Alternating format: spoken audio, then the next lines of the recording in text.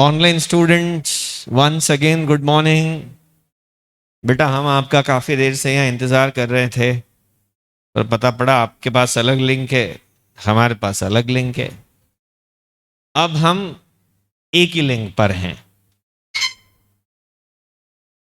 तो अब हम शुरू कर सकते हैं। नज़र उतर गई अपनी, सब चीज़ें जो गड़बड़ होना था वो हो गया, अब सब सही चलेगा। कल हम लोगों ने ये पढ़ा बेटा कि चार्ज के एग्जाम्पल क्या हैं। तो यार आप अपना सुनो, बहुत शॉर्ट में अगर मैं इसको रिपीट कर दूं ना, तो पता है मैं क्या बोलूंगा कि अगर आप अपनी बिल्डिंग बैंक के नाम ही कर दो और लोन चुकाने पे वो वापस आपके नाम कर दें, और लोन न चुकाने पे तो बिल्डिंग उन्हीं की है, ये लीगल मॉर्गेज है। अगर बिल्डिंग के पेपर बैंक के पास रख के आ जाओ और लोन चुकाने पे वो पेपर एज इट इज वापस कर दें, और न चुकाने पे फिर उनको मेहनत करनी पड़े इस बिल्डिंग को बेचने के लिए, ये इक्विटेबल मॉर्गेज है।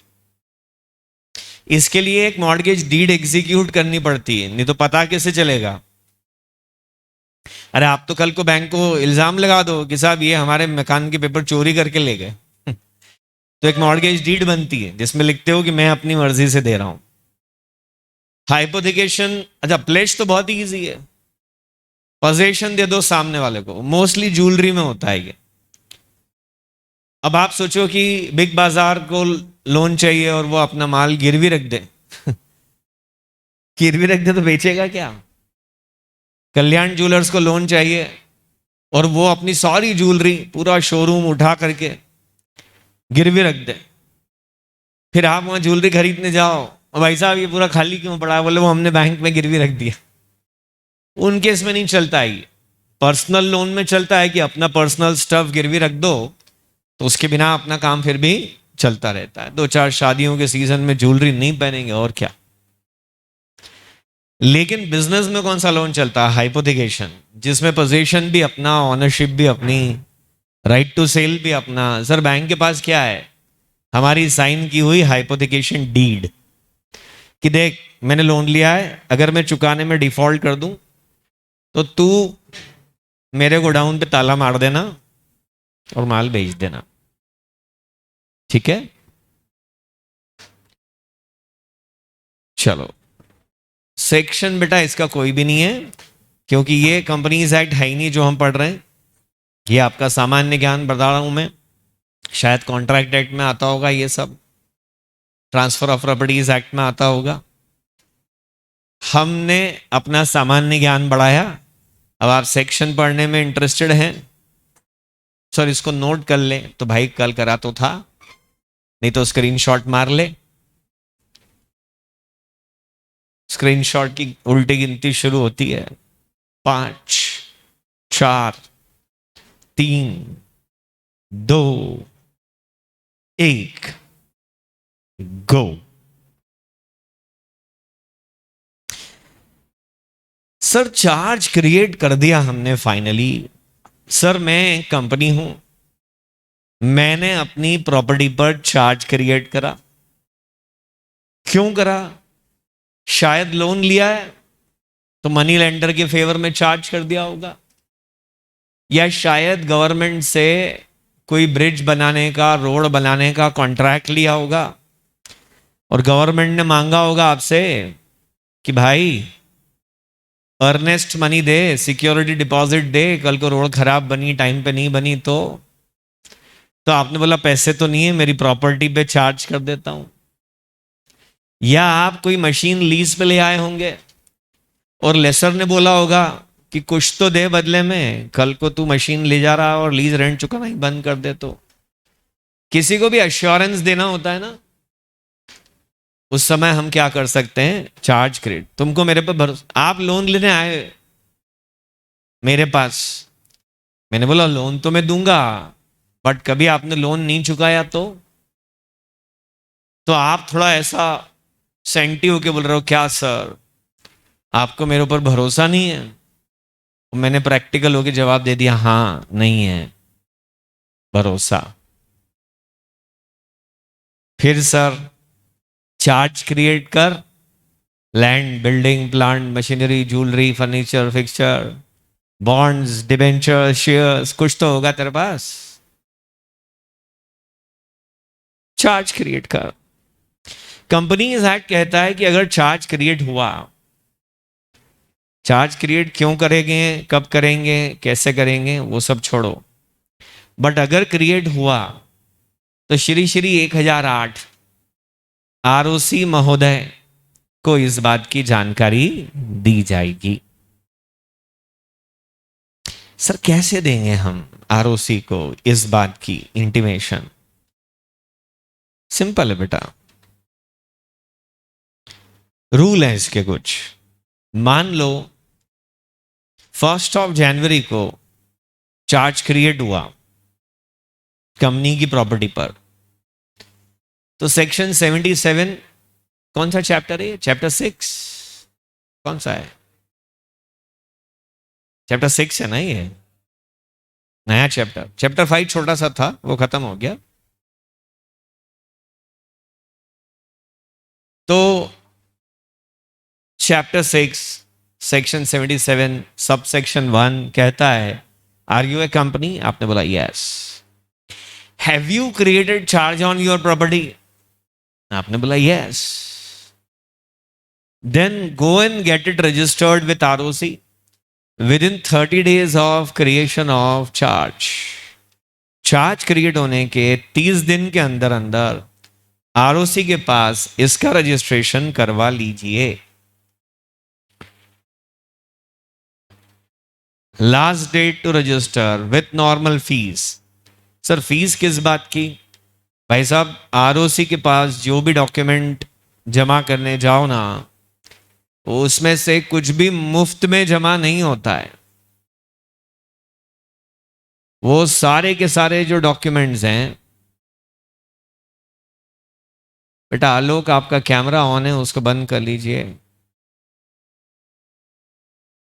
Thank you. सबके पैसे लगते हैं, तो सर फिर मैं डॉक्यूमेंट ही नहीं जमा करूंगा ना, पैसे ले रहा है आरओसी, तो ऐसा नहीं होता ना बेटा। कंपनीज एक्ट में आपको बात बात पे आरओसी के पास डॉक्यूमेंट्स जमा तो करने ही पड़ते हैं, जिस भी सेक्शन में बोला है तो उसको मानना ही पड़ता है आपको, और उसकी फीस भी देनी पड़ती है। 30 दिन के अंदर अंदर आरओसी के पास चार्ज रजिस्टर करा लो तो बड़े मजे से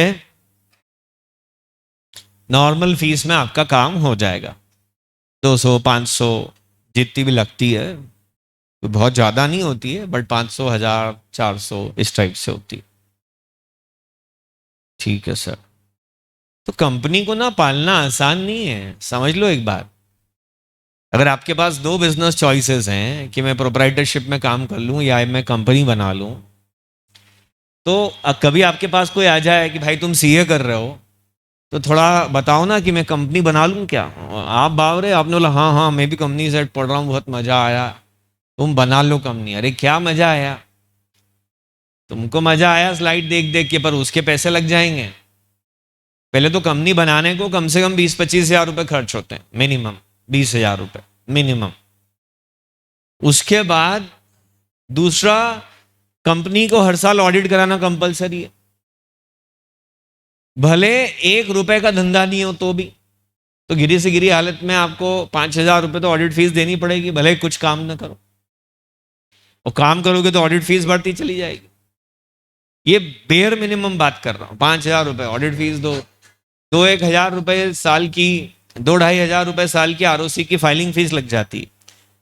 कुछ नहीं सर, मैं कोई उठापटक नहीं करूंगा, ना चार्ज क्रिएट करूंगा ना कुछ। अरे तू कुछ मत कर तो भी साल का balance sheet, P&L, annual return, ये सब तो आरओसी को देना ही देना होता। 2,500 रुपए साल वो लग जाता है। फिर क्या है कि और कई सारे खर्चे हैं ऐसे। कंपनी बनाओगे तो जीएसटी में रजिस्ट्रेशन कंपलसरी हो जाएगा। नहीं नहीं सर, वो 20 लाख के टर्नओवर तक तो जीएसटी का रजिस्टर। अरे नहीं, लेकिन फिर उसमें प्रॉब्लम है, फिर आप इंटर स्टेट गुड सेल नहीं कर सकते, मतलब कॉम्प्लिकेशन है और बहुत झंझट है। मतलब मिनिमम से मिनिमम हालत में 10,000 रुपए साल तो कंपनी को मेंटेन करने में ही आपको चले जाते हैं। तो कंपनी बनाओ तो भाई आपने छोटा मोटा कुत्ता बिल्ली नहीं पाला है, हाथी पाला है, उसको फीड करना पड़ेगा आपको। सर मान लो, सर आरओसी की तो खूब कमाई है। हाँ बेटा, आरओसी की नहीं, मतलब ऐसा बोलो तो सरकार की है वो क्योंकि पैसे आरओसी की जेब में नहीं जाते हैं, गवर्नमेंट के पास जाते हैं। गवर्नमेंट तो सब जगह से कमा रही है। 60 दिन। सर हम तो, सर मैं तो इंडियन हूं ना। ओ, मतलब तुम लास्ट डेट मिस कर दोगे? हाँ सर। सर अब मैं क्या करूं? 30 दिन में नहीं करा पाए ना, तो 60 दिन में करवा लेना। 30 के बाद 60 नहीं, वो जिस दिन चार्ज क्रिएट हुआ था वहीं से 60 दिन, देखो ना, इसलिए मैंने ग्राफिक दिया है ये। 60 दिन के अंदर चार्ज का रजिस्ट्रेशन कराना पड़ेगा। 30 दिन कहाँ खत्म हुए भाई? क्यों नहीं, एक मिनट एक मिनट, गड़बड़ होगी ना ये तो। 30 दिन मतलब 1 महीना। तो 1 जनवरी से 1 महीना क्या आना चाहिए? 1 फरवरी। और फिर और 1 महीना, तो 1 फरवरी से क्या आना चाहिए? 1 मार्च। हाँ ध्यान दो, ये 1 महीना नहीं है, ये 30 दिन है और 1 महीना अलग होता है और 30 दिन अलग होते हैं। कभी किसी लॉ में लिख देना 1 मंथ, तो फिर तुम कैसे गिनोगे? 1 जनवरी से 1 महीना 1 फरवरी, 1 फरवरी से 1 महीना 1 मार्च, 1 मार्च से 1 महीना 1 अप्रैल। बड़ी 30 दिन 60 दिन बोल रहे हैं, गिनती बदल जाएगी। एक बार इस चक्कर में क्लाइंट को लेट फीस लग गई, मुझे अपनी जेब से भरनी पड़ी, नई नई प्रैक्टिस चालू करी। एनुअल रिटर्न 60 दिन में जमा करो। अपन ने कैजुअली पढ़ लिया, जैसे आप पढ़ते हो ना कैजुअली, ऐसे मैंने भी पढ़ लिया था। हाँ, आप जितनी पढ़ाई कर रहे हो सब कैजुअल तो कर रहे हो। कहाँ ढंग से कंपनी लॉ याद है क्या अच्छे से आपको? अभी ओरल टेस्ट ले लूं, जवाब दे पाओगे धड़ाधड़? नहीं ना। तो ऐसे ही मैंने भी कैजुअली पढ़ लिया। 60 दिन लिखा था, मैंने 2 महीने मान लिया, मानी मान। वो दिमाग में 2 महीने ही रह गया। और 2 महीने में जोड़ रहा था कि भाई 30 सितंबर को एजीएम हुई है, तो सितंबर एंड से अक्टूबर एंड, नवंबर एंड, 30 नवंबर तक रिटर्न जमा करना। 29 नवंबर को बस पे चढ़ा दिया कागज कि 30 को सुबह ग्वालियर पहुंच जाएंगे। वहां आरओसी है ग्वालियर में, एमपी का। और बस वहां का सीए जमा कर देगा। पहले ऐसा ही होता था ना, जब ऑनलाइन नहीं था तो ऐसा ही होता था। इंदौर के सब लोग बस पे कागज चढ़ा देते, रात को बस पे रख दो, सुबह वो वहां से ले लेते हैं, जमा कर देते हैं। तो उनका फोन आया, भाई साहब ये तो लेट फीस लगेगी। मैंने कहा यार ऐसे कैसे? 30 सितंबर से 2 महीने जोड़ो तो सितंबर से अक्टूबर एंड, नवंबर एंड। बोले भाई साहब 2 महीने नहीं है, 60 दिन है। 30 सितंबर के बाद में ना 31 अक्टूबर है, 31 अक्टूबर, 31 दिन वहां पूरे हो गए आपके। और नवंबर में 29 दिन आपके पास और हैं, तो 31 और 29 मिला के 60 हो जाते हैं। तो ये 29 नवंबर को जमा हो जाना था, 30 नवंबर को मेरे पास आया है ये। लेट फीस लगेगी, क्लाइंट से भी नहीं मांग सकता, मेरी गलती। मैंने ठीक है, लगेगी तो देंगे। लाइफ जब सिखाती ना कुछ, तो अच्छा याद रहता है। रट रट के हम सीखते हैं तो भूल जाते हैं। ध्यान दो, ये 60 दिन है, गिनो 60 दिन कहाँ हो रहे हैं।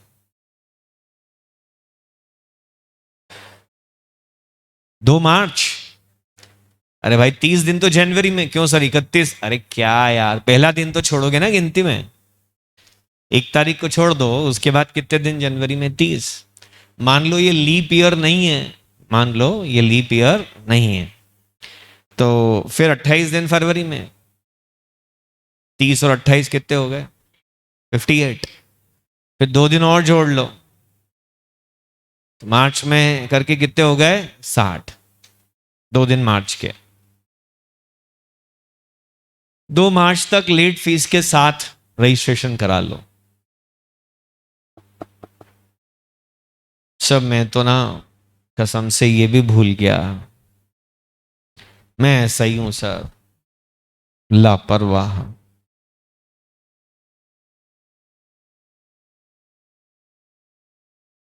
बताता हूं, या मैं भुलक्कड़ भी हो सकता हूं।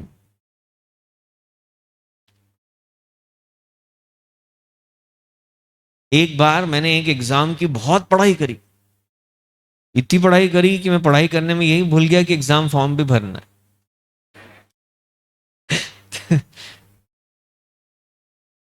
सीए के बाद एक होती है एक सर्टिफिकेशन कोर्स।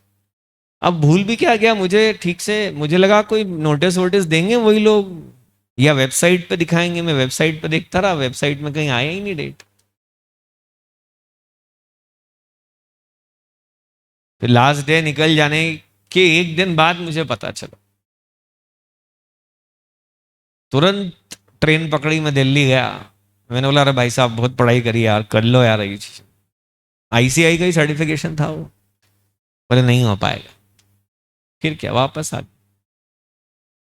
फिर अगली बार जब एग्जाम हुई तो फिर पढ़ाई करी। तो भाई साहब मतलब ऐसा है कि दिक्कत है यार ये। सर मेरे से ना वो दिन भी चूक गया, और आगे आ गया। मैं तो मार्च अप्रैल मई जून में आ गया सर, अब मैं क्या करूं। तेरे को ना और 60 दिन दे देते हैं।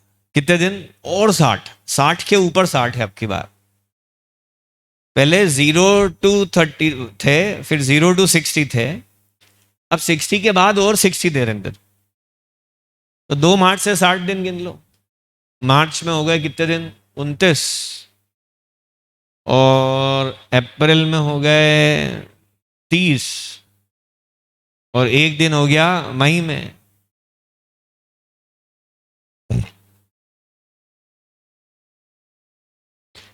लेकिन अब की बार ना एड वैलोरम फीस लगेगी।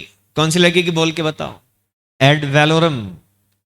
एड वैलोरम मतलब एज ए परसेंटेज, कि तेरा 200 करोड़ का लोन है ना, जिसके लिए तूने अपनी रिफाइनरी गिरवी रखी है, चल 200 करोड़ के लोन पर जो भी परसेंट हो, आधा परसेंट, 0.1%, वॉट एवर, अब फ्लैट फीस नहीं लगेगी कि 500 नहीं तो 1000 नहीं तो 1200, ऐसी नहीं लगेगी। अब ऐसे परसेंटेज फीस लगेगी। और सर तो कहीं बड़ी डील हुई तो बहुत लफड़ा हो जाएगा ये तो। हाँ तो फिर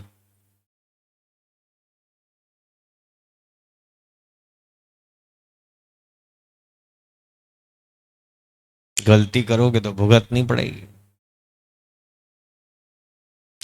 सर छोड़ो, आप तो ये सब छोड़ो।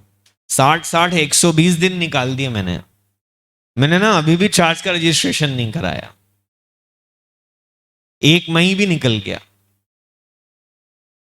तो आगे हम बोलेंगे कि अब मान लेंगे कि ये चार्ज क्रिएट हुआ ही नहीं था। चार्ज वॉइड हो जाएगा। 30 दिन, 60 दिन, 120 दिन में चार्ज रजिस्टर नहीं कराया ना तुमने, चार्ज ही वॉइड हो जाएगा। मान लेंगे कि ये असेट के राइट्स आपने कभी बैंक को, मनी लेंडर को दिए ही नहीं थे। ओ माय गॉड सर, मतलब चार्ज वॉइड, मतलब लोन अब सिक्योर्ड नहीं है, मतलब लोन अनसिक्योर्ड हो गया। सर तो गलती कंपनी की और भुगते बैंक। हाँ ऐसा ही है। बैंक वाले भी बहुत चतुर हैं, इसलिए वो लोन बोलते हैं कि आपको लोन दिया जाता है, ये चेक बना के हमने तैयार रखा है। बल्कि आपको, आप बोलो अरे चेक तैयार लाओ, चेक दे दो। बोले नहीं, तू चेक की फोटोकॉपी ले जा, तेरा लोन रेडी है। तो बोले दे दो ना, रेडी है तो दे दो, फिर क्या है। मम्मी बोले खाना बन के तैयार है, थाली परोसी हुई है। और आज तो बहुत ही इंटरेस्टिंग, मतलब पनीर की सब्जी और कोफ्ते और पता नहीं क्या, तंदूरी रोटी और दाल फ्राई, आय हाय, गुलाब जामुन तैयार बेटा, ये देख थाली एकदम रेडी है। तो और हाँ बस, तो फिर मैं खा लूं? बोले नहीं, नहाओ पहले जाओ। Oh my God. थाली का फोटो भेजा मम्मी ने व्हाट्सएप पे आपको कि बेटा नीचे आ जा, खाना तैयार, कंडीशंस अप्लाई, पहले नहाओ। अब यहाँ पे बैंक भी यही करता है, चेक की फोटोकॉपी दे देगा, चेक नहीं देगा। बोलता जा चार्ज रजिस्टर करा के ला, उसका प्रूफ दे, फिर हम तेरे को चेक भी दे देंगे। वो बैंक, ये रियल लाइफ की स्टोरी में बता रहा हूं। तो रियल लाइफ में चार्ज वॉइड हो नहीं पाता है कभी, क्योंकि मनी लेंडर खुद ख्याल रखता है कि कंपनी चार्ज का रजिस्ट्रेशन करा ले। बट लॉ में तो ऐसा ही लिखा है कि अगर आपने चार्ज टाइमली रजिस्टर नहीं कराया ना, तो चार्ज क्या हो जाएगा? वॉइड हो जाएगा। तो चार्ज था ही नहीं, तो फिर लोन कैसा हो जाएगा? अनसिक्योर्ड हो जाएगा। अब ये ना एक बहुत फालतू बात है, इसको अगर ये अब जो मैं अगली स्लाइड पढ़ाने जा रहा हूं, कभी बाय द वे आप वो आपको समझ में ना आए तो आप उसको छोड़ देना, ठीक है? क्या हुआ था? 1 2 नवंबर 2018 से कंपनीज एक्ट में अमेंडमेंट आ गया था। ऐसे आते रहते हैं, बार बार अमेंडमेंट आते रहते हैं। ये कंपनीज एक्ट जब से बना है तब से अमेंड हो रहा है। मतलब पता है कि एक बढ़िया 6 लेन सड़क का निर्माण हुआ, मंत्री जी ने उद्घाटन करा, ट्रैफिक चालू हुआ, अगले दिन से उसमें गड्ढे हो गए, और अगले ही दिन से पैचवर्क शुरू हो गया। गड्ढे आए भरो, फिर गड्ढे आए फिर भरो। ऐसा हुआ कंपनीज एक्ट के साथ। एक तो 20 साल से कोशिश कर रहे थे कि नया कंपनीज एक्ट बन जाए, बहुत मुश्किल में जाके बना, फिर बनने के बाद एक साथ अप्लाई नहीं कर पाए। अरे मैंने किस्सा सुनाया था ना कि व्हेन आई वाज स्टूडेंट तो मैं कंपनीज एक्ट का बेयर एक्ट खरीदने गया, क्योंकि मैं बेयर एक्ट से ही पढ़ता था। नोट्स की लैंग्वेज तो बहुत ईजी है बेयर एक्ट से, पर मैं बेयर एक्ट से ही पढ़ता था। तो वो बेयर एक्ट खरीदने गया तो मुझे दुकानदार मना कर रहा था कि अरे भाई साहब, ये एक नया कंपनीज बिल प्रपोज है ना, वो पास हो जाएगा तो फिर ये एक्ट खराब हो जाएगा, थोड़ा रुक के ले लेना। 1998 की बात कर रहा हूं। फिर नया कंपनीज एक्ट पता कब आया? 2013 में। इतना तो एफर्ट लग गया इस एक्ट को लाने में, पर आ गया। मतलब बहुत जोर का आया, ये भी बता दूं मैं आपको। पुराना कंपनीज एक्ट ऐसा ढीला ढाला बेकार था, ये ऐसा कसा हुआ एक्ट आया कसम से, मतलब जोर का। और उसमें भी ना रोज अमेंडमेंट आ रहे हैं। थोड़ा एग्जैजरेट तो करूंगा, रोज तो आते नहीं अमेंडमेंट, बट मतलब कंपनीज एक्ट तो ऐसे होते थे कि 10 10 20 20 साल तक अमेंडमेंट नहीं करने पड़ते थे। अभी तो हर 6 महीने में, साल में बड़े बड़े अमेंडमेंट आ रहे हैं कंपनीज एक्ट। अच्छा, तो ये अमेंडमेंट आया। इस अमेंडमेंट के पहले नियम थोड़ा अलग था। उसमें तो ना 300 दिन तक भी चार्ज रजिस्टर करा सकते थे, और 300 दिन के बाद भी, कभी 20 साल बाद भी याद आ जाए कि अरे मेरा चार्ज नहीं रजिस्टर हुआ, तो सेंट्रल गवर्नमेंट का हाथ जोड़ लो, सर माफी कर दो, हमारा चार्ज रजिस्टर कर लो। तो सेंट्रल गवर्नमेंट तब भी रजिस्टर करा देती। मतलब इन्फिनिट टाइम था वहां तो। हेलो, जैसे यहाँ 120 दिन तक है ना, वहां 300 दिन था, और 300 दिन के बाद भी मन पड़े तब रजिस्टर करा लो, बस सेंट्रल गवर्नमेंट से माफी मांग लो, वहां पैसे खिला दो, आपका काम हो जाएगा। तो अब वो एक्ट, वो सेक्शन हटा और ये आया। तो जब भी कुछ ऐसा होता है तो बीच में ट्रांजिट टाइम देते ना बेटा। अरे जैसे सी इंस्टीट्यूट नया सिलेबस ले आती, रिपीट कर रहा हूं एग्जांपल, सी इंस्टीट्यूट नया सिलेबस ले आती, तो भी है ना, कुछ कोई, जैसे अभी आप सोचो, अभी आपके एग्जाम कब है? नवंबर 21, और इंस्टीट्यूट अभी जुलाई 21 में एक नया सिलेबस लिया है। बोले यार सॉरी, वो ये पुराना नहीं अब है। अरे मैंने तो इतना पढ़ लिया, और अब ये तो नहीं नहीं। तो सी इंस्टीट्यूट नवंबर 21 वालों को डिस्टर्ब नहीं करती है। तुम पुराने में ही एग्जाम दो, और जो नए में रजिस्टर होंगे वो नए में देंगे। अब इसमें भी बच्चों को ऑब्जेक्शन आता है, सब नवंबर 21 में मैं क्या बहुत ग्रुप पास थोड़े हो जाऊंगा? मतलब 2 3 अटेम्प्ट तो एवरेज लगते ही लगते हैं। अरे हंस रहे हो तुम एवरेज एवरेज की बात कर रहा हूँ, इंडिविजुअल की थोड़ी बात कर रहा हूँ। आप में से कोई बहुत group first attempt all India rank के साथ भी पास होगा, मतलब बिल्कुल इसमें कोई शक नहीं है। कोई सिर्फ बोथ ग्रुप ही पास होगा, ऑल इंडिया रैंक नहीं आएगी।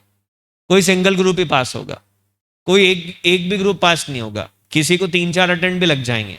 अभी कल मैं पढ़ रहा था कि एक भाई ने 48 अटेम्प्ट दे करके, और कहीं तो भी किसी वर्ल्ड रिकॉर्ड में नाम लिखा है अपना, सीए फाइनल के 48 अटेम्प्ट्स कि 58, वो मेरे को याद नहीं आ रहा क्या पढ़ा था, हाँ बट था ऐसा लंबा सा नंबर। तो ये भी प्रॉब्लम है कि सर नवंबर 21 में तो आप मेरे को पुराने सिलेबस से देने दोगे, पर कल को मई 22 में भी तो देने दो ना मुझे। तो इंस्टीट्यूट ना 2 साल तक 4 4 5 5 अटेम्प्ट तक पुराना और नया सिलेबस पैरेलल चलाती। तू अब दे दे, अरे तू अब तो पास हो जा, अरे भाई हो जा। फिर वो 3-3 साल निकल जाते हैं, 6-6 अटेम्प्ट निकल जाते हैं, फिर इंस्टीट्यूट कहती है भाई साहब आपके हाथ जोड़े, आप नए में आ जाओ प्लीज, कब तक हम 2-2 पेपर बनाएं। इसको बोलते हैं ट्रांजिशनरी प्रोविजन। तो एक्ट में भी ऐसा ही होता है, जब भी कुछ नया आता है तो वो पुराने वालों को थोड़ा तो छूट देनी पड़ती है ना भाई, नए वालों पे तो शिकंजा कस दिया आपने कि अब तो नहीं हो पाएगा, पुराने वालों का क्या करें। हाँ ये देखो आ गया इधर, अंकित जैन ने 28 अटेम्प्ट का रिकॉर्ड बनाया है। ये जो है 58, आई एम सॉरी 58, 58 भी नहीं समझ में आएगा तुमको तो 58, पास नहीं हुआ है वो 58 में भी, 58 में पास हो गया ऐसा नहीं है, अरे यार वो फेल हो गया है, स्टिल ट्राइंग। ओए हाय हाय, जज्बा देखो बच्चे, बच्चा भी कहाँ बूढ़ा हो गया अब तो। सच है कि झूठ मालूम नहीं, सोशल मीडिया पे फ्लैश हुआ था, सच झूठ का मुझे पता नहीं है इस बात के बारे में। तो जो पुराने हैं ना, पुराने वालों को थोड़ा एक बीच का ट्रांजिट प्रोविजन देते हैं कि यार तुम्हारे लिए क्या है, पुराने से नए में शिफ्ट हो रहे हैं। तो जैसे सरकार ने जिस दिन बोला ना कि इरिडीमेबल प्रेफरेंस शेयर इशू नहीं हो सकते, पहले तो होते थे इरिडीमेबल, फिर गवर्नमेंट ने एक दिन मुंह उठा के बोल दिया कि आज के बाद इरिडीमेबल इशू नहीं होगा। सर आज के बाद नहीं होंगे, पर जो पहले से इशूड है वो तो चलेंगे ना। बोले नहीं नहीं नहीं नहीं, पहले से इशूड है ना उनको भी तुरंत पैसे चुकाओ। ऐसा सरकार बोल दे तो अफरा तफरी मच जाए, तुरंत कहां से चुकाओ, हमारी प्लानिंग में नहीं था वो। तो सरकार ने बोला 10 साल में चुका देना, भले तुमने इरिडीमेबल इशू किए थे। ऐसे ऐसे सरकार ने ट्रांजिट दे दिया उनको 10 साल का। सो ये ट्रांजिशनल प्रोविजन है। पुरानी कहानी, 1 जनवरी को चार्ज क्रिएट हुआ, 30 दिन के अंदर उसको रजिस्टर करा लो, नहीं तो 300 दिन में उसको रजिस्टर करा लो, नहीं तो इन्फिनिट टाइम में रजिस्टर करा लो, बट सेंट्रल गवर्नमेंट से पूछो, ऐसा था। तो 30 दिन 300 दिन तो ठीक है, लेकिन अब उनके इन्फिनिट टाइम को क्या कर दिया, वो इन्फिनिट टाइम हटा दिया और उसकी जगह क्या बोल दिया, within 6 months from the commencement of companies amendment ordinance 2018। जब ये कंपनीज अमेंडमेंट एक्ट आया था वहां से 6 महीने में रजिस्टर करा लो। पर ये प्रोविजन सिर्फ किन के लिए है, जिनका चार्ज 2 नवंबर 2018 से पहले क्रिएट हो गया था। देखा जाए तो इस प्रोविजन का रेलिवेंसी खत्म हो गया, 2 नवंबर 2018 से 6 महीने जोड़ लो।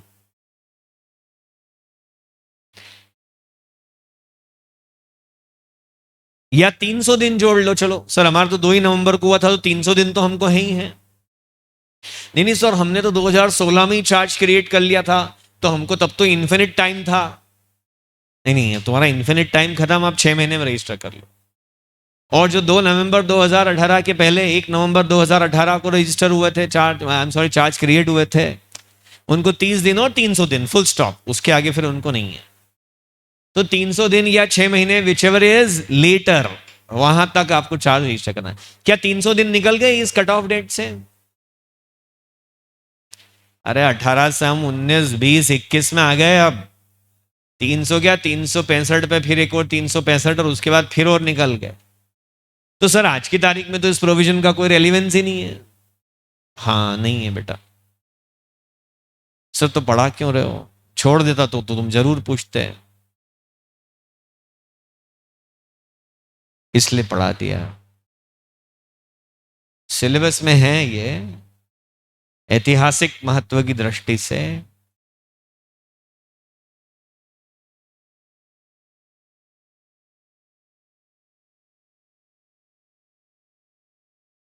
छापना है तो छाप ही लो।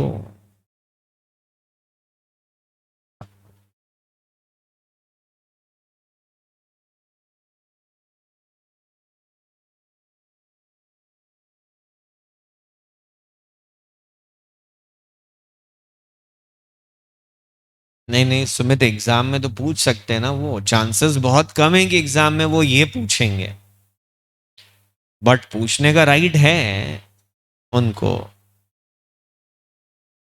अनुराग ने पिछली स्लाइड मिस कर दी, अगर कोई अनुराग का मित्र है तो वो उनकी मदद करें।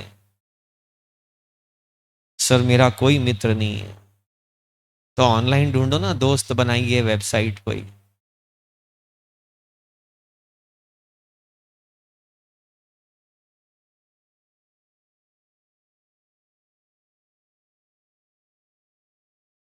टिंडर नहीं हो क्या? तुम लोग टिंडर पे भी हो क्या? नहीं, I am very curious about it कि में साइट में होता क्या है। अच्छा, ओके, इट्स ए डेटिंग, मतलब बस मैच, आप अपना फोटो डालो, अपने प्रोफाइल डालो अपने बारे में। मतलब एक तरह से ये प्री मैट्रिमोनी साइट है।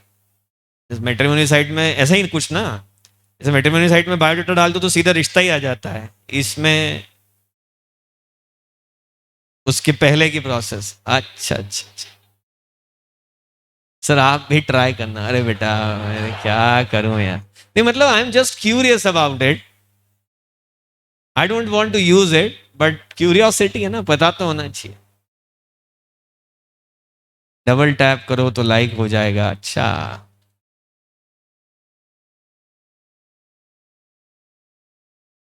राइट स्वाइप करो। भाई आप लोगों को पढ़ा रहा हूं तो आपकी जनरेशन में क्या चल रहा है वो मुझे पता होना चाहिए ना, इसलिए क्यूरियोसिटी।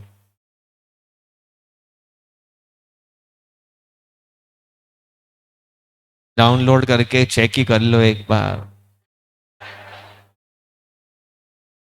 करूंगा, फेक प्रोफाइल बनाऊंगा फिर उस पे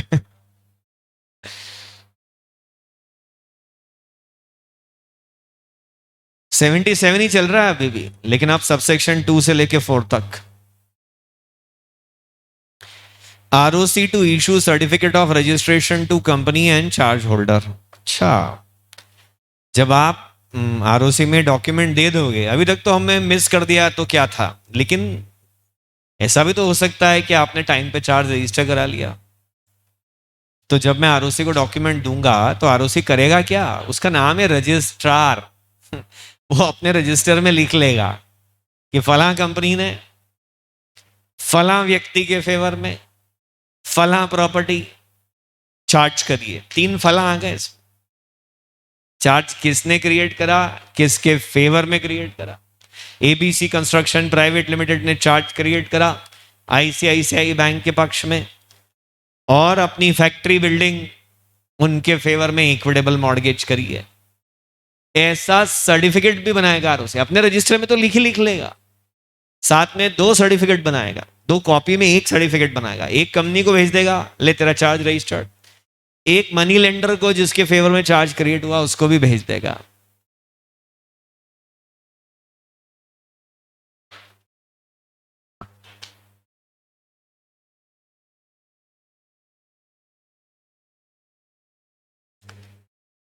सर हमने चार्ज रजिस्टर नहीं कराया।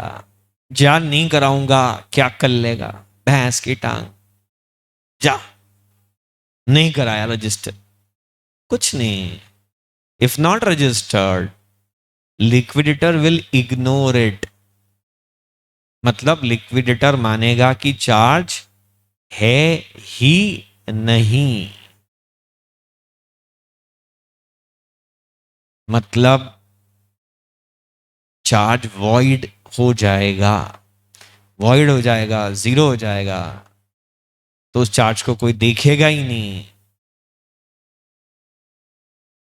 किस्सा खत्म। मोहित, 6 महीने वाला पॉइंट दोबारा नहीं बताऊंगा, वो यूजलेस है। अब रट लो उसको आप।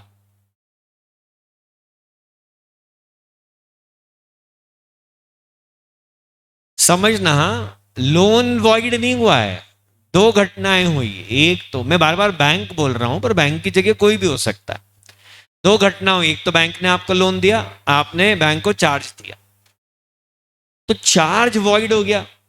लोन तो अभी भी वैलिड है ना, लोन वैलिड है, मगर एक अनसिक्योर्ड लोन की तरह।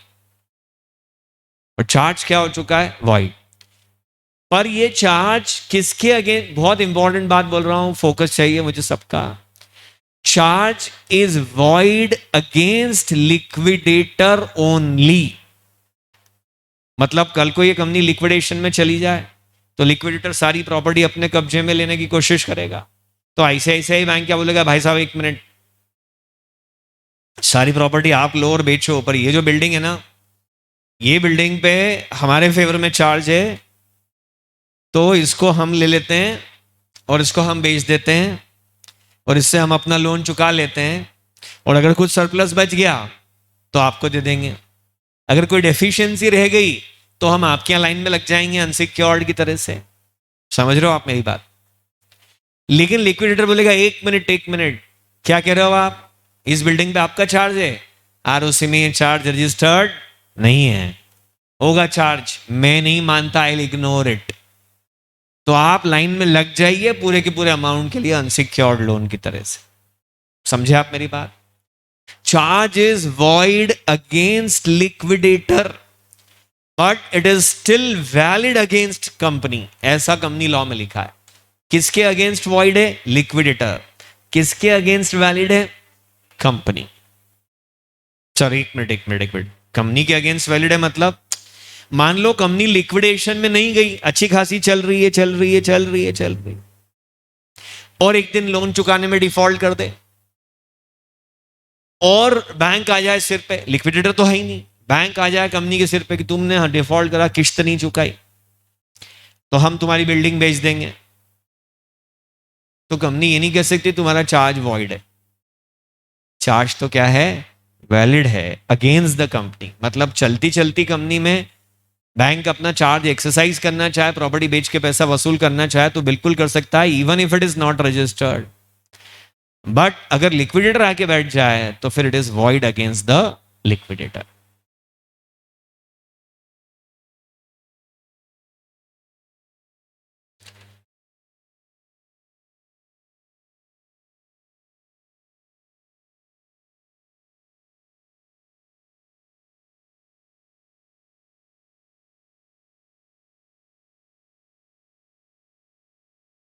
सर मान लो चार्ज वॉइड हो गया, तो क्या हम एक नया चार्ज क्रिएट कर लें अब? हाँ वो कर सकते हो। चार्ज रजिस्टर कराने की लास्ट डेट निकल गई तो फिर मनी लेंडर और कंपनी आपस में मिलके उस चार्ज को आपस में भी कैंसिल कर ले, एक नया चार्ज क्रिएट कर दो वापस, वो कर सकते हो आप। हाँ मगर ये बात आपको कंपनी के लिक्विडेशन के पहले समझ में आ जानी चाहिए। सर 120 दिन बाद मेरे को आ गया समझ में, तो अब मैं क्या करूं? फिर से चार्ज रजिस्टर मतलब फिर से चार्ज क्रिएट कर लो ना, फिर उसकी नई गिनती चालू होगी, फिर वो करा लेना रजिस्टर। सर तो वापस मॉर्गेज डीड बनाओ, ने 1% स्टैंप ड्यूटी फिर से दो, तो 1 करोड़ का लोन था तो लाख रुपए तो स्टैंप में ही लग जाएंगे। हाँ तो लगेंगे, तुमने काम ही ऐसा करा है।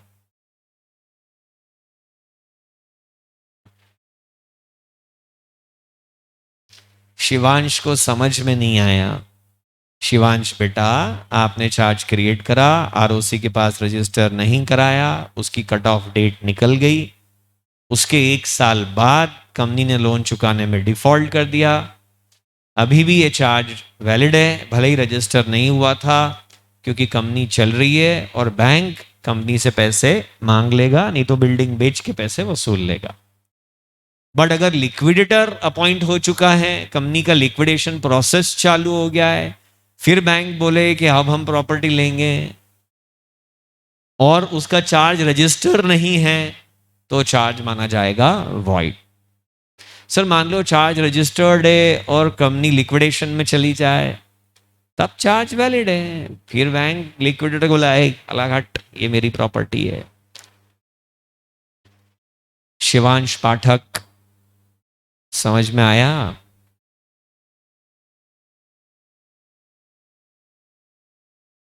Okay, thank you.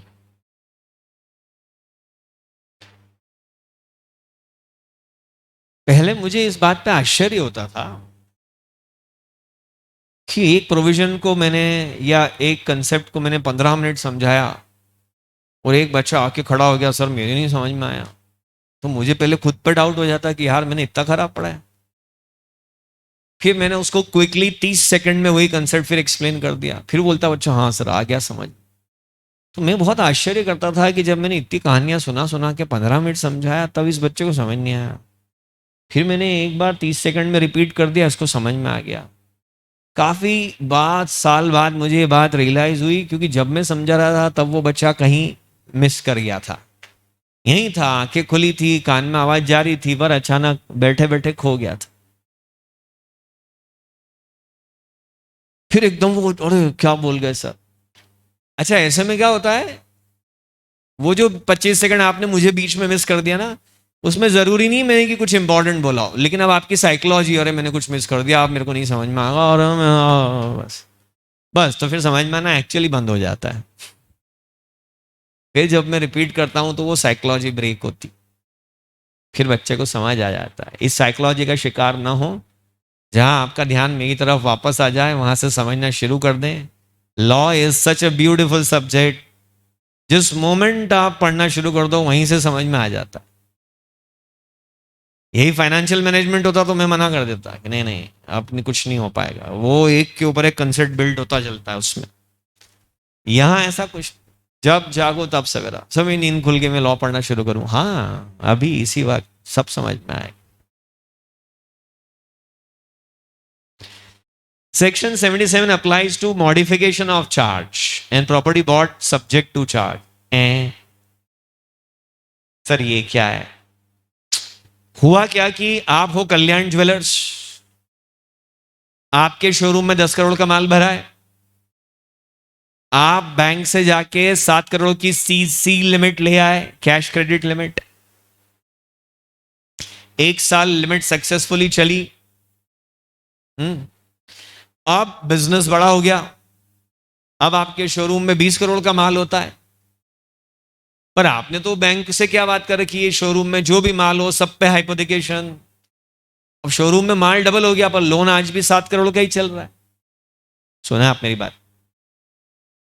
आप बैंक में गए, भाई साहब धंधा डबल हो गया, पैसों की जरूरत भी बढ़ गई, स्टॉक भी ज्यादा है, अब तो हमारी लिमिट भी डबल कर दो ना, 14 करोड़ कर दो। बैंक ने सब लिखा पढ़ी करके कागज वागज ले दे के लिमिट को क्या कर दिया, 14 करोड़। अभी भी चार्ज वही है, शोरूम की सारी स्टॉक पे चार्ज पहले भी वही था, अभी भी वही है, पर पहले वो 7 करोड़ के लोन के लिए रजिस्टर्ड था, अब लोन 14 करोड़ हो गया तो नहीं लिखा पढ़ी हो गई, चार्ज में मॉडिफिकेशन हो गया।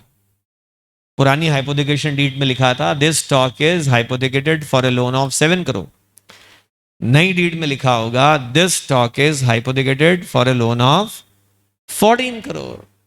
हेलो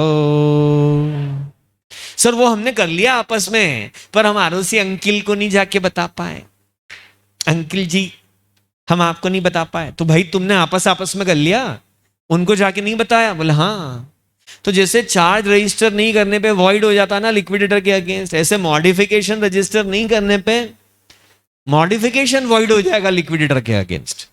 सर मॉडिफिकेशन वॉइड हो जाएगा मतलब कल को अगर ये कंपनी लिक्विडेशन में चली गई तो जो गोडाउन का माल, सॉरी शोरूम का माल बेच के पैसे मिलेंगे उससे बैंक सिर्फ 7 करोड़ ही रख पाएगा, 14 करोड़ नहीं रख पाएगा फिर।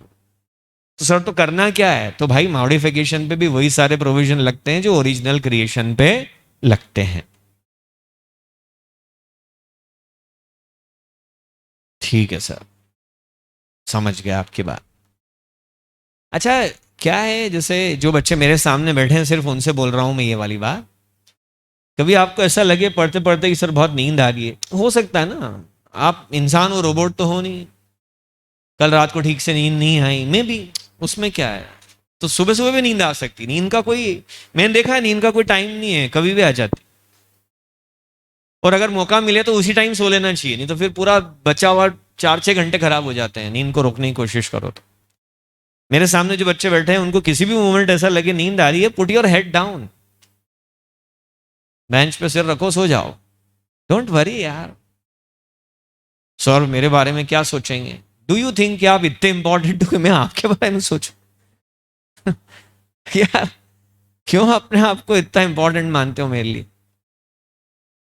मेरी क्लास में सब चीजों की खुली आजादी है, जब तक आप मुझे डिस्टर्ब ना करें, जब तक दूसरों को डिस्टर्ब ना करें, मैं को कोई चूल्हे में जाओ तो मैं मन पड़े जो करो, I don't care, put your head down, सो जाओ, नीचे जाके चाय पी करके आ जाओ, ऐसी थोड़ी तफरी कर लो, पानी वानी पी लो, मुंह पे छींटे मार लो, जो करना है कर, जबरदस्ती वो ऐसे आंखों में स्टिक फंसा के इसको खोल के रखने की जरूरत नहीं है। सो जाओ। अच्छा, जो घर पे बैठ के पढ़ रहे हैं उनको तो ये सुविधा वैसे ही है, कभी भी सो जाओ। बच्चे शुरू सुबह सुबह ऐसे बैठते ही सीधे 90 डिग्री के एंगल से धीरे धीरे 180 डिग्री हो जाता है एंगल। सर आपकी आवाज तो ऐसी लोरी जैसी लगती है सर, क्या नींद आती है घर में, क्या बताऊं। चलो, अब ये सेकंड पॉइंट को ना समझाने के लिए बहुत कहानी सुनानी पड़ेगी मेरे को। क्या होता है, जो लॉ मेकर है ना, वो एक सिचुएशन फेस करते हैं, बहुत लंबी चौड़ी सिचुएशन वो फेस करते हैं, फिर उसको ध्यान में रखते हुए लॉ में एक लाइन लिख देते हैं ताकि फिर इस तरह की सिचुएशन ना बने, और बने तो उसको इजीली सॉल्व कर लिया जाए। समझे आप? सोचो शुरू शुरू में जब साइकिल, बैलगाड़ी, कार कुछ चलती होगी कच्ची पक्की सड़कों पर, तो लोग आमने सामने आ जाते होंगे और बार बार फंसते होंगे, एक सिचुएशन बनी होगी। तो जो भी रूलर रहा होगा उसने बोला होगा यार देखो, जिनको उधर जाना है नॉर्थ डायरेक्शन में वो इस साइड चलो, जिनको साउथ डायरेक्शन में जाना है वो इस साइड चलो, तो अपन बार बार उलझेंगे नहीं। सिचुएशन बनी, उन्होंने ड्राइव लेफ्ट का रूल बना दिया, तो प्रॉब्लम ही नहीं आएगी, और आ भी गई तो जो गलत करेगा उसको पनिश करेंगे। बहुत स्टोरी रही होगी इसके पीछे, महीनों सालों लोग परेशान रहे होंगे क्या करें क्या करें, फिर जाके ये एक लाइन लिखी गई होगी। तो लॉ पढ़ाने वालों की यही दिक्कत है। आशीष सर को भी यही बहुत सारी प्रॉब्लम आती हो, क्योंकि उनको अगर आपको टैक्स पढ़ाना है तो ये टैक्स में लॉ बना क्यों, उसके पहले की पूरी कहानी बतानी पड़ती ना। तो अब ये सेकंड पॉइंट समझाने के लिए मेरे को आपको पूरी कहानी बतानी पड़ेगी ना। अभी मैं बोल दूं कि अगर कोई प्रॉपर्टी आपने चार्ट सहित खरीदी है तो उसको भी रजिस्टर कराना पड़ेगा। तो अब इसके पीछे की कहानी सुन, हमको लॉ पढ़ाने के अलावा इसके पीछे की कहानी बतानी पड़ती है। कहानी सुनो। एक समय की बात है, एक था राजा, एक थी रानी, दोनों मर गए, खत्म कहानी। बड़ा हिंसक प्राणी था जिसने भी ये कहानी बनाई। राजा रानी दोनों को मार डालो, शिट। अच्छा समझो, मैं Tarun Mahajan, chartered accountant, chartered financial analyst, registered valuer, blah blah blah, मैंने बैंक से एक लोन लिया। सर आपको बैंक लोन देगा? अरे खुशी खुशी देगा मुझे लोन, मतलब रोज फोन आते लोन देने वालों को, मुझे ब्लॉक करना पड़ता है। बजाज फाइनेंस वाले ने तो क्या करा, चार्टर्ड अकाउंटेंट्स की डायरेक्टरी ले ली, और वो कॉल करने वाले लड़के लड़कियों को बिठा दिया, और दिन में 4 बार वो फोन लगा दे, सर लोन ले लो, सर लोन ले लो। पूरे हिंदुस्तान के चार्टर्ड अकाउंटेंट दुखी हैं कि जब देखो जब फोन आया तो सर लोन ले लो। अरे नहीं चाहिए भाई, सर तो उनको ब्लॉक कर दो ना, वो हर बार नए नंबर से फोन करते, रिकॉर्डेड मैसेज चला, ऐसे लोन देने के पीछे पड़े हैं लोग हमारे, समझ नहीं रहे हो आप बात। तो अब मैंने लोन लिया, चलो बजाज फाइनेंस से ही ले लिया, मैं तंग आ गया, मैंने कहा तुम एक बार लोन दे ही दो यार मुझे, फिर नहीं चुकाऊंगा फिर तुम देखना आप। तो उन्होंने मुझे लोन दे दिया, मैंने एक नया मकान खरीदा, हाउसिंग लोन ले लिया उनसे, वो देते नहीं हाउसिंग लोन, पर 2 मिनट के लिए एग्जाम्पल में क्या, या मैंने कार लोन ले लिया, हाँ वो तो वो देते ही हैं। मैंने एक नई कार खरीदी, वो कार हाइपोथेकेट करी और लोन ले लिया उनसे। क्या ये कार मैं बेच सकता हूं जब तक लोन चुकता ना हो जाए? हाँ कि ना? क्लासरूम वाले नो बोल रहे हैं, ऑनलाइन वाले बोलो।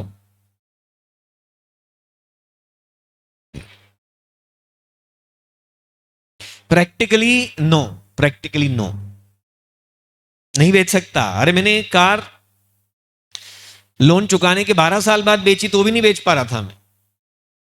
कार ली थी तब लोन लिया, 3 साल में लोन चुकता हो गया, 15 साल वो कार चली, फिर उसको बेचने गए, तो बेचने गए तो बायर बोल रहा है कि अरे सर धोखाधड़ी कर रहे हो आप, इस पे तो चार्ज है आईसीआईसीआई बैंक का, हाइपोथिकेटेड है आपकी कार, आरटीओ में, आरटीओ के रिकॉर्ड पे चढ़ जाता है कि कार हाइपोथिकेटेड, धोखा कर रहे हो सर, लोन चुका नहीं कार बेचने आ गए। अरे मैंने नहीं साहब लोन कहाँ है, मैं तो भूल भी गया था कि लोन भी, अरे मैंने कोई लोन है ही। फिर याद, अच्छा हाँ हाँ, लोन लिया था वो तो चुका दिया, तो बोले जाओ ना बैंक से एनओसी लाओ।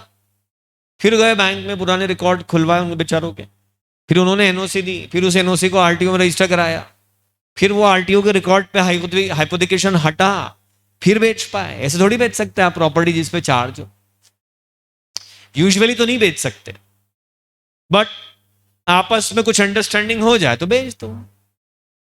मैंने बजाज फाइनेंस से कार लोन लिया, अभी कार लिए 1 महीना ही हुआ था और मेरा मन हट गया, मैंने बोला ये हटाओ, अपन तो वो वाली खरीदेंगे लंबरगिनी, ये वाली बेच देते हैं। मेरे को मालूम भी नहीं वो कार दिखती कैसी, और बोलने में क्या जाता। मैंने बोला ये बेचो, नहीं खरीदेंगे। तो बेचो कैसे, इस पे तो बैंक का लोन है। तो आपकी कंपनी ने बोला अरे कोई नहीं, लोन सहित बेच दो। आपने कार ली थी 10 लाख की, आप हमको कितने में बेच रहे हो, 7 लाख में। मैंने बोला हाँ दी, 7 लाख में दी।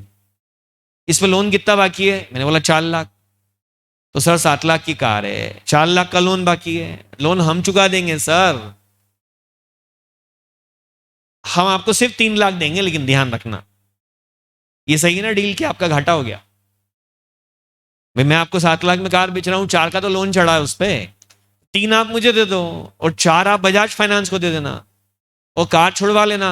छुड़वा लेना मतलब चार्ज हटा लेना। तो आप बजाज फाइनेंस से बात करने गए कि कार छोड़ दें, बजाज फाइनेंस ने बोला सर ये कार छोड़ने की क्या जरूरत है, 4 लाख मत दो आप तो बहुत बड़ी कंपनी हो, ये लोन हम आपके नाम पे ट्रांसफर कर देते हैं। समझ रहे हो आप, अभी तक मैं किश्त भरता था, आगे से आप भरेंगे, तो ट्राई पार्टी एग्रीमेंट हो गया। एक मैं तरुण महाजन, एक आपकी कंपनी एवीसी प्राइवेट लिमिटेड, और एक Bajaj finance, try party agreement हो गया। तो आपकी कंपनी ने प्रॉपर्टी खरीदी चार्ज सहित।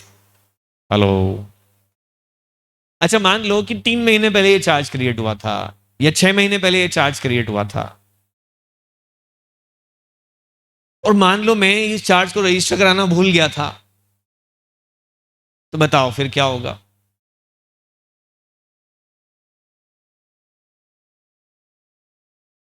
मैं रजिस्टर कराना ही भूल गया था,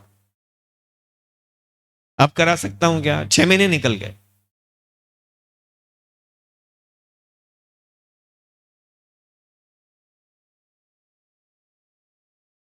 मैंने आपको जाल में फंसाया और आप सारी मछलियां फंस गई, मछलियां मछले सब फंस गए। नालायकों, मैंने इसलिए जोर दे के बोला था कि मैं तरुण महाजन चार्टर्ड अकाउंटेंट में अपनी डिग्रियां नहीं गिना रहा था, मैं एम्फेसाइज कर रहा था कि मैं एक इंडिविजुअल हूं। मैं एम्फेसाइज कर रहा था इस बात पे, तरुण महाजन सीए सीएफए रजिस्टर्ड वैल्यू, और क्यों एम्फेसाइज कर रहा था कि मैं एक इंडिविजुअल हूं, मैं कंपनी नहीं हूं। मैं क्यों कराऊं चार्ज रजिस्टर, कहां लिखा है कि चार्ज रजिस्टर कराओ, सेक्शन 77 में, कौन सा एक्ट की, द कंपनीज एक्ट 2013। मेरे ऊपर लगता है क्या मेरे ऊपर थोड़ा लगता है। ओ शिट, यस, ओ यस, अच्छा फंसाया। तो मतलब मैं अगर पेपर बना दूं ना तो तुम्हारा फेल होना तय है, ध्यान रखना। गारंटी के साथ ऐसा पेपर बना सकता हूं कि फेल हो जाओ। पेपर बनाना मतलब ऐसे ढूंढ ढूंढ के कोने कोने में ऐसा घुमा दो, बच्चा सोच रहा चार्ज ही नहीं रजिस्टर हुआ है।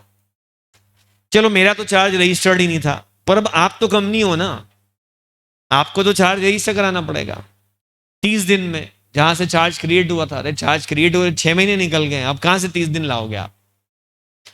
तो कंपनी लॉ ने इसके लिए पता है क्या बोल दिया, कि अब 30 दिन की गिनती वहां से नहीं होगी जिस दिन चार्ज पहली बार क्रिएट हुआ था, 30 दिन की गिनती वहां से होगी जिस दिन प्रॉपर्टी ट्रांसफर की गई है आपको। Hello mic testing 1 2 3। जिस दिन कार गिरवी रखी थी बैंक में, वहां से 30 दिन नहीं, जिस दिन आपने ये कार चार्ज सहित खरीदी वहां से 30 दिन, वहां से 60 दिन, वहां से 120 दिन, पर रजिस्ट्रेशन तो कराना ही पड़ेगा।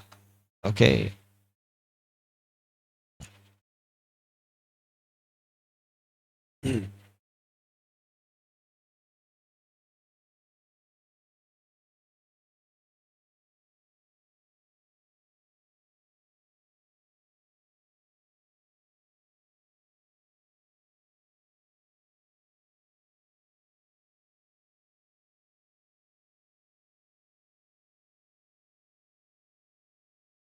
हाँ जी।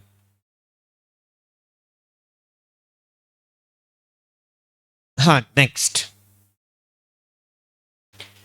It is deemed that everyone has notice of charge from the date of registration.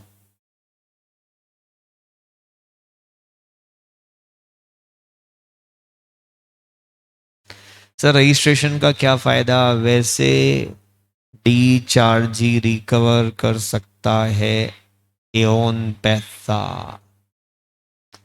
Registration तो कराना पड़ेगा ना बेटा, नहीं तो कल को कंपनी लिक्विडेशन में चली गई तो चार्ज होल्डर मुसीबत में आ जाएगा ना। हाँ, लिक्विडेशन में नहीं गई वहां तक तो ठीक है, जब तक सब सही चल रहा है तब तक तो चार्ज रजिस्ट्रेशन छोड़ो, अनसिक्योर्ड लोन में भी कोई बुराई नहीं है। ये सब लॉ का फंदा जरूरत ही तब पड़ती है जब गाड़ी पटरी से उतर जाए। जब तक सब सही चल रहा है तब तक तो वैसे भी दिक्कत नहीं है।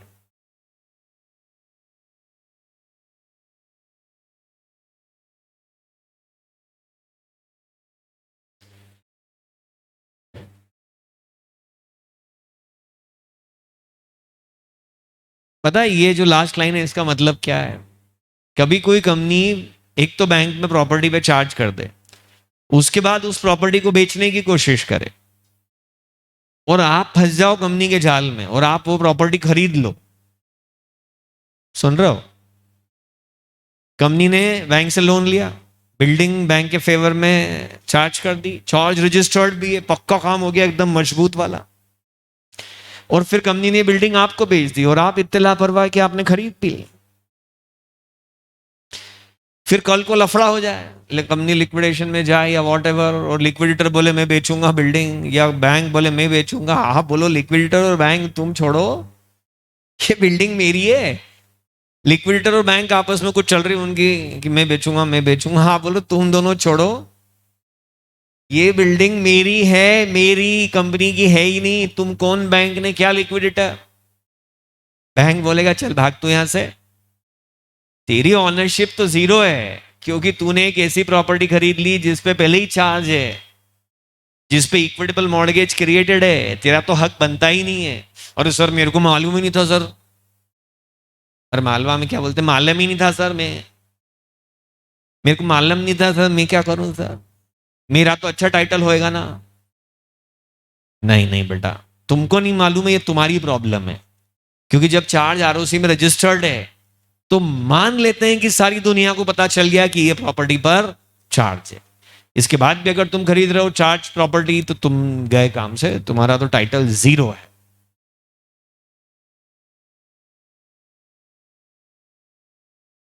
छाप दिया। आगे बढ़ने से पहले एक बार वन क्वेश्चन ए डे देख लें कि उसमें कहीं कुछ लफड़ा वाला क्वेश्चन तो नहीं आ गया था। चेक कर लें एक बार।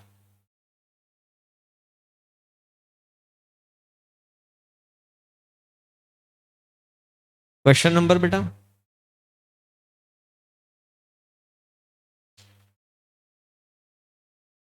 नंबर भूल ही गए तुम तो, लिखते ही नहीं हो आजकल answer.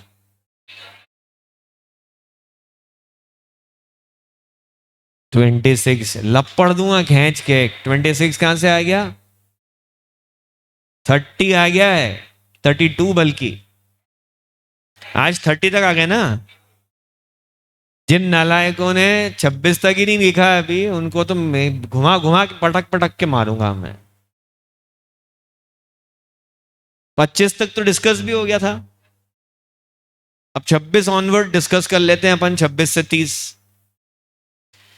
ABC Private Limited has issued equity share worth rupees 5 crore and also equity share with differential voting right worth rupees 1 crore. Company wants to reduce proportion of voting right of its equity share with differential right. Should it call a general meeting of shareholder to change the right? What if 15% of the shareholder of equity share with differential right do not agree for this charge? Discuss provision of Companies Act in this respect. बहुत मजे की बात है।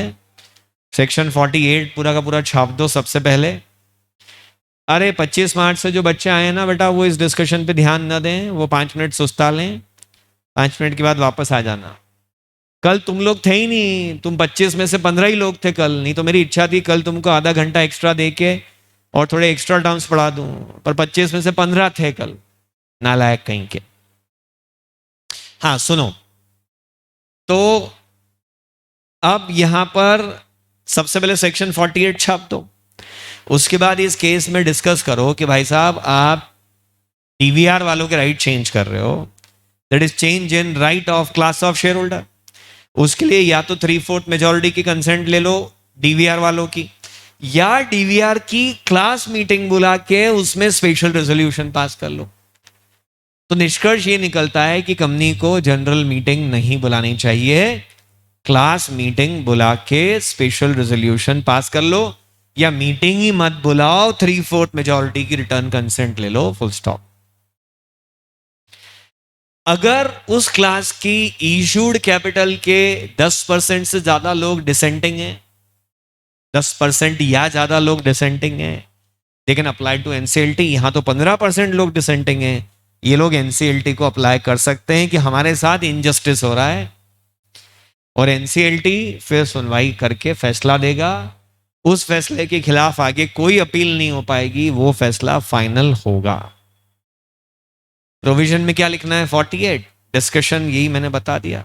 Don't call general conclusion, don't call general meeting, call class meeting. Second conclusion, this 15% people can go to NCLT.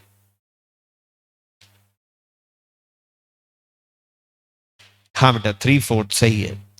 What are the provisions of Companies Act 2013 regarding issue of shares at a premium and at a discount? Low 5253, company premium पे share issue करे तो security premium account में डाल दो, उसमें से dividend नहीं दे सकते, उसके सिर्फ 5 यूजेस हैं। फुल्ली पोर्ट बोनस शेयर दे दो, प्रिलिमिनरी एक्सपेंसेस राइट ऑफ कर दो, public issue expenses write off कर दो, बायबैक ऑफ शेयर कर लो, premium on redemption of reference share दे दो। और कंपनी डिस्काउंट पे शेयर इशू कर ही नहीं सकती है, अगर करेगी तो उसको क्या माना जाएगा? वॉइड। हालांकि स्वेट इक्विटी शेयर दिए जा सकते हैं, हालांकि डेट रिस्ट्रक्चरिंग स्कीम में क्रेडिटर्स को ये शेयर डिस्काउंट पे दिए जा सकते हैं, वो एक्सेप्शन था उसका। सर 4 नंबर का था। हाँ तो यार दोनों सेक्शन भी तो छोटे थे, 52 53, चार तो 52 53। 1 क्वेश्चन डे की प्रिंटेड कॉपी चाहिए आलोक, तो एक मोबाइल नंबर में दे दूंगा फोटोकॉपी वाले भैया का आपको, आप मुझे व्हाट्सएप पे या मैं आपके टेलीग्राम ग्रुप पर डाल दूंगा। अगर आपको उसकी फोटोकॉपी चाहिए तो फोटोकॉपी वाली शॉप का नंबर दे दूंगा, आप उनको बोलिए, वो आपसे एड्रेस ले लेंगे, आपको कुरियर कर देंगे, जो भी उनका खर्चा आएगा वो आप उनके अकाउंट में डिपॉजिट कर देना। चलो, what do you mean by sweat equity shares? लो जी, बड़े मजे मजे में, ये तो 54 है ना। What are the provisions of Companies Act 2013 regarding issue of such share? Also write key rules. Key rules prescribed by central government. Sir, ये आपने पढ़ा ही नहीं। Once upon a time, on your Telegram group, I posted one answer. शायद ये वही था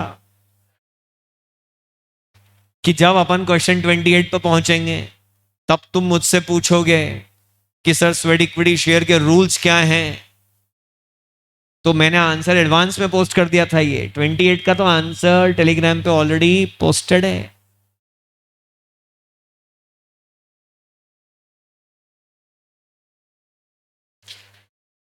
और Telegram की शायद ये खासियत है कि आप ज्वाइन करने के पहले वाले मैसेज भी देख सकते हैं, शायद नहीं, पहले के नहीं दिखते? दिखते हैं ना? हाँ मैंने देखे हैं। आप एक काम करो, उसको कॉपी करके आप सिर्फ ओनली यू वापस पेस्ट कर दो इधर, गेले बहुत सारे ना अपने पास, कमी थोड़ी। Question 30, Gulmohar plantation limited is a listed public company. ओ हो, न केवल पब्लिक है बल्कि लिस्टेड है। इट वॉज इनकॉर्पोरेटेड 3 years बैक। कि जाके गेट लगा लो तो बेटा आप हाँ ग्रीन शर्ट, गेट लगा लो अंदर से। It was incorporated 3 years back and at that time it made a public issue of its equity share worth rupees 500 crores. Now it wants to come up with another public issue of 500 crore. एक public issue आ चुका है, दूसरा public issue लाने का plan कर रहे हैं। यार एक पब्लिक इशू आ चुका है मतलब हजारों लाखों लोग पहले से आपके शेयर होल्डर हैं, और जब हजारों लाखों लोग आपके पहले से शेयर होल्डर हैं तो आप पब्लिक इशू दूसरा कैसे लाओगे? सेक्शन 62 है इसका आंसर, कि अगर आप कभी भी शेयर इशू करना चाहें तो सबसे पहले वो शेयर आपको एग्जिस्टिंग शेयर होल्डर को as a right issue offer करना कंपलसरी है, उस प्रपोर्शन में जिस प्रपोर्शन में वो कंपनी के शेयर पहले से होल्ड करते हैं। बेटा आंसर राइटिंग की प्रैक्टिस करना बहुत जरूरी है, समझो। इसीलिए इतनी मेहनत करके मैंने एक्सक्लूसिव क्वेश्चंस आपके लिए बनाए हैं, इसीलिए इन क्वेश्चंस को हम डिस्कस करते हैं कि आपने क्या आंसर लिखा वो हमको पता चल सके, आपको सही आंसर पता चले। इसकी प्रैक्टिस करो क्योंकि राइटिंग प्रैक्टिस बहुत जरूरी है। For that it is planning to pass an ordinary resolution in the meet. अच्छा, तो राइट इशू को स्किप करने का एक तरीका है कि आप स्पेशल रेजोल्यूशन पास कर लो। अगर आप स्पेशल रेजोल्यूशन पास कर लो तो राइट इशू को बाईपास करके आप प्राइवेट प्लेसमेंट, पब्लिक इशू जो करना चाहो वो कर सकते हो। Planning to pass an ordinary resolution in the meeting of shareholder and then invite public for subscription. Can the company come up with a public issue within a period of 3 years? अब ये आपको confuse करने के लिए जानबूझ के 3 years लिखा कि आप दिमाग लगाओ 3 years, 3 years कौन तो 3। अरे 3 year वी ईयर कुछ नहीं है। कंपनी एक्ट में एक सीधी सी बात है कि जब भी कंपनी के दिमाग में विचार आए कि शेयर इशू करना है तो सबसे पहले ऑफर कर दो एग्जिस्टिंग शेयर होल्डर्स को उस प्रपोर्शन में जिस प्रपोर्शन में वो पहले से शेयर रखते हैं। अगर वो डिक्लाइन कर दे तो फिर आप ये शेयर कंपनी की बेस्ट इंटरेस्ट में जिनको चाहो उनको दे सकते हो। और अगर आपको इस सब झंझट में पड़ना ही नहीं है तो आप डायरेक्टली एक पब्लिक इशू ला सकते हो या डायरेक्टली एक प्राइवेट प्लेसमेंट कर सकते हो, बशर्ते उसके लिए पहले एग्जिस्टिंग शेयर होल्डर की मीटिंग में स्पेशल रेजोल्यूशन पास कर लो। तो 75% लोग तैयार हो गए कि हाँ हमको शेयर नहीं चाहिए और तुम तो बेचो जिसको मन पड़े, हमको नहीं चाहिए। बढ़िया। 8 नंबर का क्वेश्चन है सर। हाँ तो 62 भी कोई छोटा सेक्शन नहीं है। 62 पूरा मत लिखना, 62 का रेलिवेंट पोर्शन लिखना, ठीक है।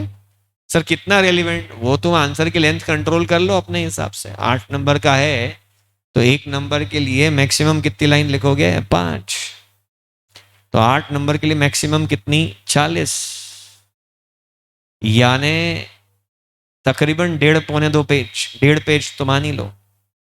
तो 1.5 पेज के आंसर में आधा पेज तो तुम्हारा चला जाएगा कंक्लूजन और डिस्कशन में, उससे ज्यादा नहीं कर पाओगे। तो मतलब 1 पेज का प्रोविजन लिख सकते हो, तो 1 पेज में तो लगभग सेक्शन 62 पूरा ही आ जाएगा। वो छोड़ देना बस, वो सेंट्रल गवर्नमेंट ऑर्डर दे दे और कन्वर्ट करवा दे जबरदस्ती, वो चाहो तो छोड़ सकते हो, नहीं तो अननेसेसरीली बड़ा आंसर हो जाए। Dhruv Mundra is asking about question 33। पर बेटा ये बच्चे तो बोल रहे हैं अभी 30 तक ही आए हैं, 30 तक ही आए ना। तो बेटा ध्रुव और श्रेय अग्रवाल, आप दोनों आगे पहुंच गए ना बेटा, तो थोड़ा सा रुक जाओ। हो सकता है आप सही हो और ये सारे मक्कार झूठ बोल रहे हो। नहीं नहीं बोल रहे, नहीं बोल रहे, अटेम्प्ट की कसम। अरे भयंकर बॉस, अटेम्प्ट की कसम आ गई, बस बस बस, ये सच बोल रहे हैं और सच के सिवा कुछ नहीं बोल रहे, खत्म बात। अटेम्प्ट की कसम कोई नहीं खाता झूठी। शिवी बोल रही है इसका आंसर भेज दो। बेटा ये शिवी भेजा ना अभी, तो वॉइस नोट भेजा ना। हाँ, अभी बोल के बताया ना आंसर पूरा। ये क्या था? कैसी तो लड़की है ये।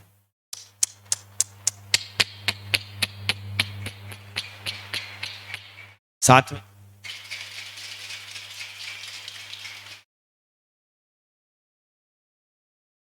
आंसर डिस्कस कर लिया बेटा। आंसर लिख के भी मैं ही दे दूंगा ना, तो आप पास नहीं हो पाओगे एग्जाम में शिवी, ध्यान रखना इस बात। मैं तो क्वेश्चन आंसर की बुकलेट बना के दे दूं आपको, मेरे क्या जाता है, छोटा सा काम है, बट फिर आपकी स्किल कभी भी डेवलप नहीं होगी। ठीक है, तो 30 तक का हमने ये पढ़ लिया। चलिए, before we proceed, if there are any doubts हम क्विकली देख लेते हैं।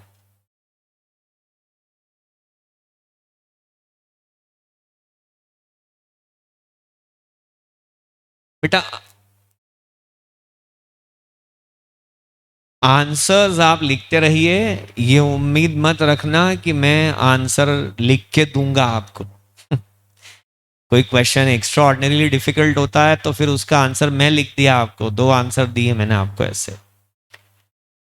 जो रोज रोज आंसर लिखेंगे वो सही रहेगा, नहीं तो बाद में मेरे पास भी इसके कोई लिखे हुए आंसर नहीं है। ओके, चलो टाइम पास कर रहे हैं ये लोग, तो हम पढ़ते हैं।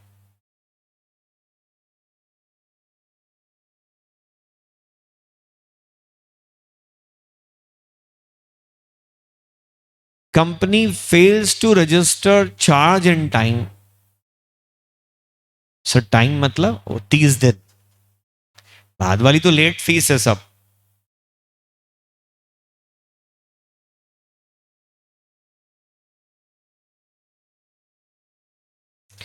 Company fails to register charge in time, 30 दिन निकल गए, कंपनी ने चार्ज ही नहीं रजिस्टर कराया। अब बजाज फाइनेंस को टेंशन होने लग गई कि यार ये तरुण महाजन के हम पीछे पड़ गए थे लोन लेने के, इसने लोन तो ले लिया पर जितना हमने इसको सताया मार्केटिंग कॉल से, अब ये हमको सता रहा है, इसने चार्ज ही नहीं रजिस्टर कराया। मतलब मान लो मैं कंपनी हूं और मैंने बजाज फाइनेंस से अपनी कंपनी में लोन ले लिया और मेरी कंपनी ने चार्ज ही नहीं रजिस्टर कराया, तो बजाज फाइनेंस खुद जाके आरओसी को अप्लाई कर देगा कि सर ये तरुण महाजन सॉफ्टवेयर सोल्यूशन प्राइवेट लिमिटेड ने लोन लिया है, इनकी कार गिरवी है हमारे पास, हाइपोथिकेटेड है, और ना 30 दिन हो गए झुलाते हुए टालते हुए हमको, हाँ आज कर रहे हैं कल कर रहे हैं, so far the charge is not registered. तो चार्ज होल्डर को राइट है कि वो चले जाए सीधे आरओसी में कि मैं आ गया, वैसे तो मेरा आपका कोई रिश्ता नहीं है, आप मुझे जानते नहीं होंगे, आप तो आपकी कंपनी को जानते हो, पर मेरे को चार्ज रजिस्टर कर दो आप प्लीज। आप चले जाओगे तो आरओसी चार्ज रजिस्टर थोड़ी कर देगा, हो सकता है आप झूठ बोल रहे हो। अरे तुम चले गए कल को, any one of you, Mayank चला गया आरओसी के पास, आरओसी मुंबई की रिलायंस इंडस्ट्रीज लिमिटेड का जो जामनगर वाली पेट्रोकेमिकल रिफाइनरी है ना, वो मेरे पास मॉर्गेज दे, उन्होंने रजिस्टर कराया कि नहीं कराया, जरा देखना, नहीं कराया तो मेरे फेवर में कर दो तो रजिस्टर फटाफट। आरओसी बोलेगा तेरे फेवर में ऐसे कैसे करते हैं, हो सकता है तू झूठ बोल रहा हो। अरे वो रेजोल्यूशन पास हो गया बेटा, कल 2 अप्रैल, आज है ना 2, आज 3 है, हाँ तो कल 2 अप्रैल थी ना, तो कल रिजल्ट डिक्लेयर हो गया and that special resolution is passed, और अब रिलायंस इंडस्ट्रीज लिमिटेड का डीमर्जर हो जाएगा और पेट्रोकेमिकल बिजनेस जो है उसका रिलायंस O2C में शिफ्ट हो जाएगा। फिर रिलायंस O2C के शेयर बेचेगा, फिर उससे पैसे आएंगे। रिलायंस अपने आप को कार्बन न्यूट्रल कंपनी बनाने की तरफ जा रहा है। डेट फ्री कंपनी तो रिलायंस इंडस्ट्रीज लिमिटेड पहले ही हो चुकी है। फेसबुक और ऐसे दूसरे इन्वेस्टर से पैसे लेके लोन तो चुका के खत्म कर दिया उन्होंने कि लोन का झंझट ही नहीं, कितनी भी बड़ी पेंडेमिक आ जाए। अरे पेंडेमिक आती है तो जिन लोगों ने लोन लिए ना उनकी हालत पतली हो जाती है, नहीं समझ रहे आप, क्योंकि लोन का टेंशन है, अपने घर का पैसा है तो टेंशन नहीं। तो रिलायंस डेट फ्री तो हो ही गई है। और अरे वाह, हर्षित मुझे बधाई दे रहा है, रिलायंस के मालिक को बधाई, थैंक यू। अब वो ना कार्बन न्यूट्रल कंपनी बनने वाले हैं। सर देखा है, कार्बन पेपर नहीं यूज करेंगे आज के। कार्बन न्यूट्रल मतलब वो जितना प्रदूषण करेगा पूरा रिलायंस ग्रुप मिलकर दुनिया में, उतनी हरियाली भी कर देगा। और कार्बन न्यूट्रल कंपनी 2035 तक उनका अगला टारगेट है। आगे चल के यही सब होने वाला है। अगर आप कोई पूछ ले कि चाइना आज की तारीख में क्या कर रहा है, नहीं, अभी जो वो कर रहा है वो तो उसने 20 साल पहले चालू करा था, तो अब वो हम उसका आउटपुट देख पा रहे हैं। But if you ask me कि अब क्या कर रहा है चाइना, आज कार्बन न्यूट्रल हो रहा है। भयानक करोड़ों की संख्या में वहां प्लांटेशन चल रहे हैं और कई सारे ऐसे काम हो रहे हैं जिससे वो कार्बन न्यूट्रल हो जाए और पोल्यूशन वोल्यूशन सब खत्म करके और सस्टेनेबल हो जाए। मदर नेचर सस्टेनेबल हो जाए, वो उस दिशा में काम कर रहे हैं। वो बहुत आगे बढ़ गई है, सब मोबाइल फोन इस सब बहुत आगे चले गए उससे। मुकेश अंबानी जी भी विजनरी हैं, वो भी इसी डायरेक्शन में जा रहे हैं, इसीलिए ऑयल बिजनेस से वो थोड़ा सा किनारा काट रहे हैं, क्योंकि ऑयल बिजनेस कार्बन न्यूट्रल नहीं है, वो कार्बन नेगेटिव है, प्रदूषण करने वाला बिजनेस है वो। चलो, हाँ, चाइना नया वायरस, अरे वायरस तो बना के रखे उन्होंने ऑलरेडी, वो पीछे चला गया वायरस, तो एक छोड़ दिया उन्होंने, अभी अपन उसको भुगत रहे हैं। 2028 तक वो अमेरिका से आगे चले जाएगा, उनका प्लान है पूरा। जब तक अपने इसका वैक्सीनेशन होगा वो एक नया छोड़ देंगे। सर, चार्ज होल्डर ने आरओसी को अप्लाई कर दिया, अब क्या होगा? आरओसी चार्ज रजिस्टर ही नहीं करेगा, वो नोटिस देगा कंपनी को कि ये हर्षित नाहर कह रहा है कि तुम्हारी प्रॉपर्टी पे उसका चार्ज है। तो क्या है, क्या वाकई? ROC give 14 days notice to company, 14 दिनों के अंदर जवाब दो, शो कॉज नोटिस, कि क्यों ना हम आपके खिलाफ ये चार्ज रजिस्टर कर लें, कारण बताओ।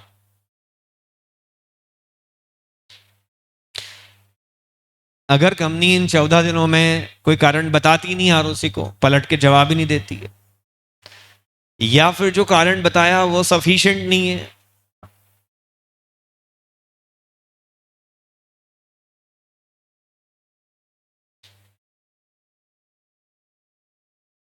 तो आरओसी बोलेगा अच्छा तुम्हारे पास कोई कारण नहीं है।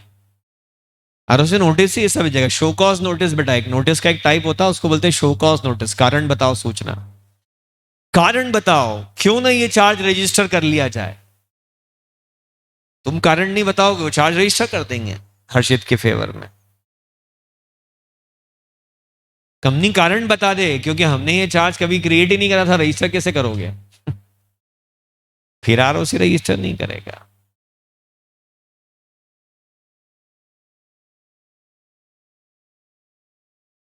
बेचारा चार्ज होल्डर, उसके तो पैसे लग गए चार्ज रजिस्टर कराने के। डोंट वरी, वो पैसे कंपनी से वसूल लेगा। ठीक है बेटा, बाकी आपके जो भी डाउट्स हों वो सब कल पूछना, बाकी चीजें हम कल देखेंगे। Okay, thank you, bye bye.